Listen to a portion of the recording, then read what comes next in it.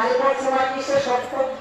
বিবিধা বলছে আরে তোর বাবা একখানা পাথর নিয়ে সকাল বিকাল খেলা করিত, তুই যদি সেই পাথর খেলা নিয়ে খেলা করিতে পারিস তবেই আমি তোকে বিদায় দিতে পারি।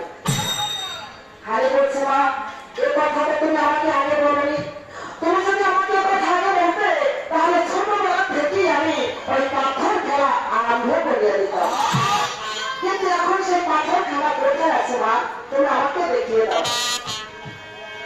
বিবি বলছে আরে বাচ্চা আমার সাথে ওই পাথরের খেলা দেখবি যদি তুই আমার সাথে ইহা বলে পাথরের কাছে চলে গেল, আর দূর থেকে হানিকাকে পাথর খেলা দেখাইয়া দিল।